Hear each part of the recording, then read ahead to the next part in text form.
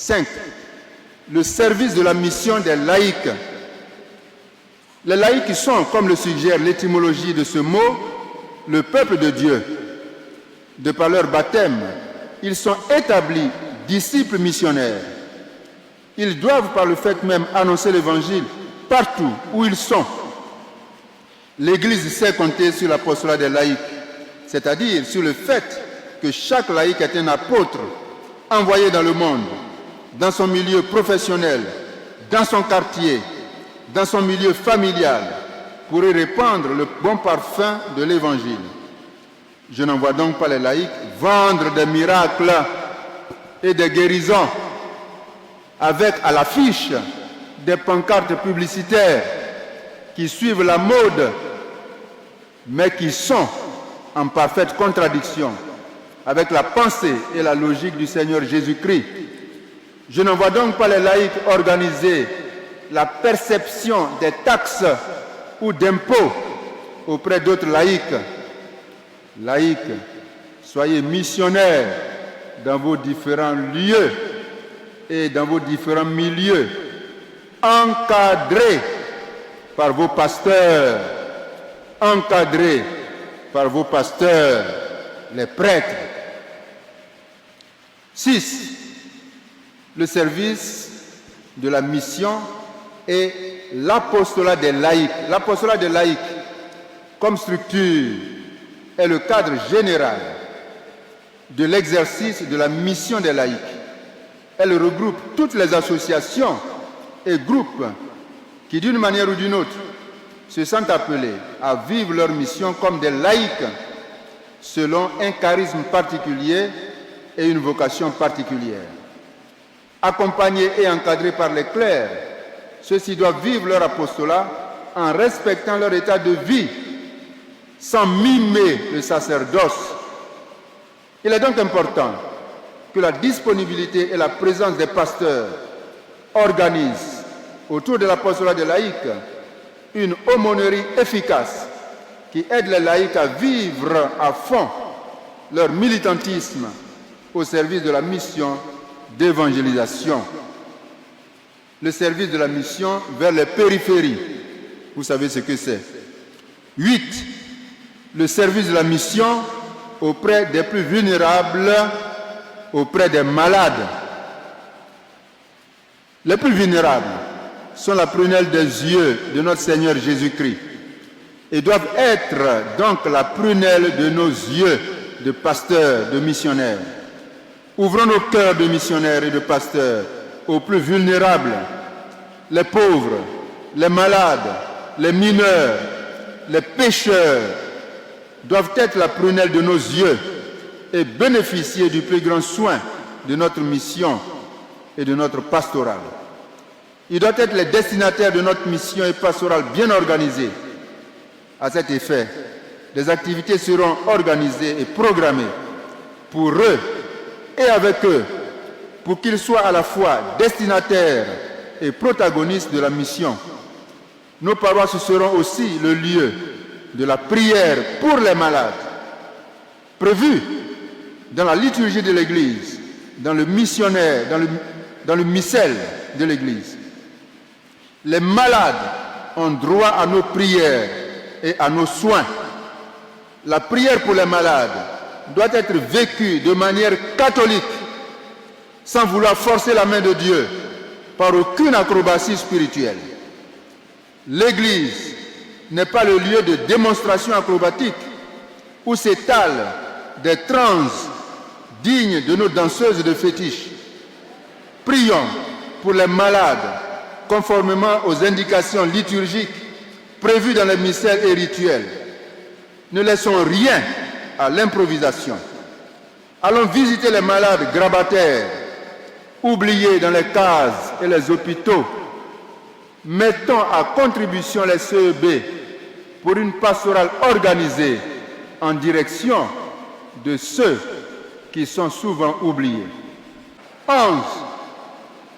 Le service de la mission et l'enseignement. Disciples avant d'être maîtres. Vous savez ce que je veux dire? Nous sommes nombreux à vouloir enseigner. Mais avant d'enseigner, il faut être d'abord disciple. Qu'on t'enseigne bien avant d'aller enseigner les autres. Donc c'est aux prêtres de bien vous enseigner pour que ensuite vous soyez disposés à enseigner. Car dans l'église catholique, on ne s'envoie pas, on ne se lève pas et puis on s'envoie. Non, on est envoyé, comme dit l'apôtre Paul dans la lettre aux Romains.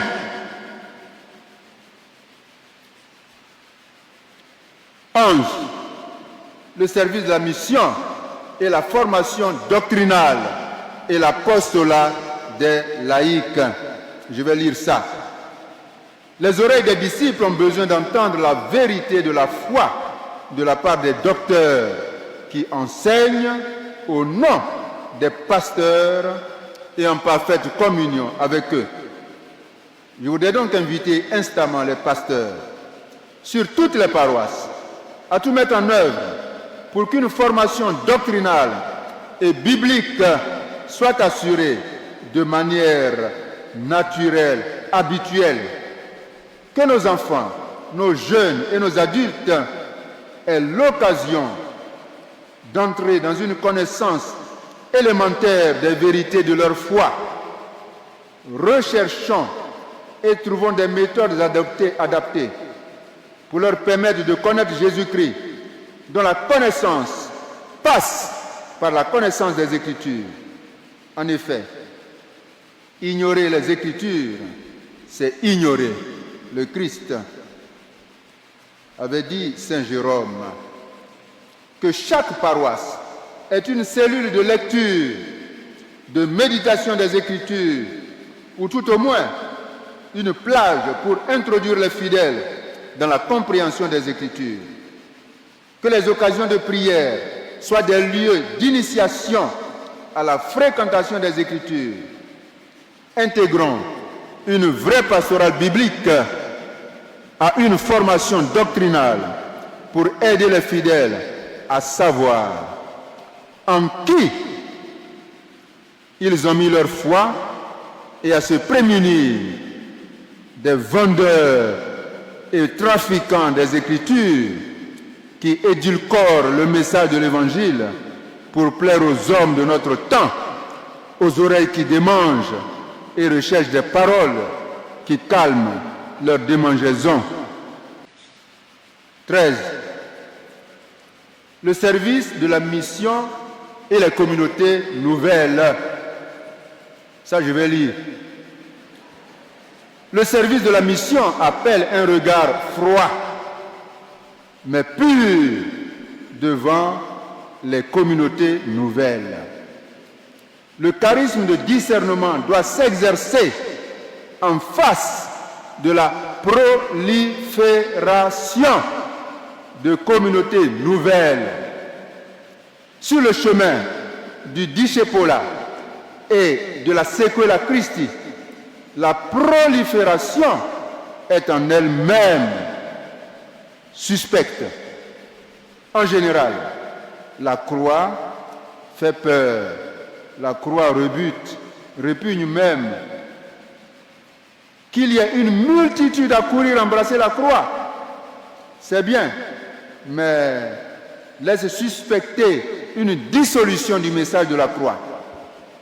Devant la prolifération des communautés nouvelles, j'en appelle à la vigilante fermeté de tous, l'évêque, le prêtre, le diacre et les laïcs. Arrêtons-nous pour la réflexion. Arrêtons la prolifération des communautés nouvelles. Chaque catholique ne va pas être une communauté nouvelle. Pour ce faire,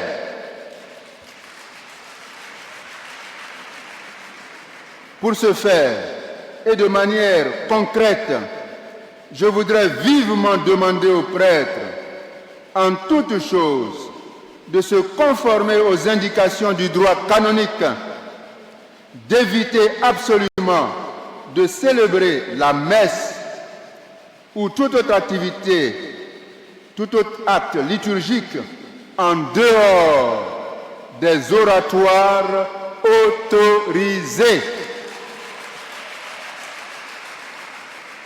Je demande aux paroisses de prendre en main les initiatives d'évangélisation et de les réaliser sur leur propre territoire paroissial en utilisant toutes les forces vives de la paroisse sous la houlette du curé, sans organisation d'offrande pour qui que ce soit ou pour quoi que ce soit.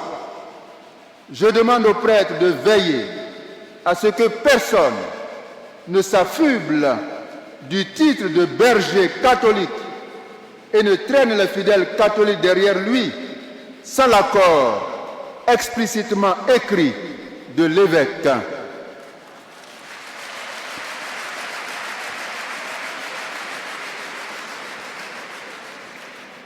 Pour éviter la prolifération des communautés nouvelles et éviter des dérives doctrinales, morales, professionnelles, il est bon de noter ce qui suit. 1. Aucune nouvelle communauté nouvelle ne devra voir le jour dans le diocèse sans l'accord explicite de l'évêque après consultation du conseil presbytéral. 2. Pour les 300 communautés nouvelles figurant sur la liste de la coordination, elles devront se faire réenregistrer auprès de l'archevêché en approchant de nouveau le vicaire forain ou doyen de sa paroisse. Celui-ci recevra les dossiers, les transmettra au vicaire épiscopal qui, à son tour, le présentera au conseil presbytéral pour consultation et décision. 3. Les dossiers devront comporter les informations suivantes: l'état civil du fondateur, la profession du fondateur, la relation avec la paroisse, les moyens de subsistance, les membres et leur situation. 4. La validité des dossiers est conditionnée par ceci: toute fondation de communauté avec pour mission de reproduire l'organisation actuelle de l'Église avec une sorte de mimétisme est disqualifiée. De même, celle qui reprendra textuellement le fonctionnement d'une communauté déjà existante sera disqualifiée. Il convient de rappeler aux communautés et aux congrégations reconnues qu'elles n'ont le droit d'exercer leur ministère que dans l'espace confié par l'ordinaire et qu'elles ne peuvent se donner des missions en dehors du diocèse que celles sollicitées et approuvées par l'ordinaire de leur lieu de reconnaissance et de leur lieu d'accueil. Aucune communauté n'a le droit d'ouvrir des lieux de culte partout sur le territoire diocésain sans l'approbation préalable de l'évêque diocésain. Alors, le recensement des communautés nouvelles dont j'ai parlé devra s'achever fin décembre 2025, après quoi une liste des communautés retenues sera rendue publique.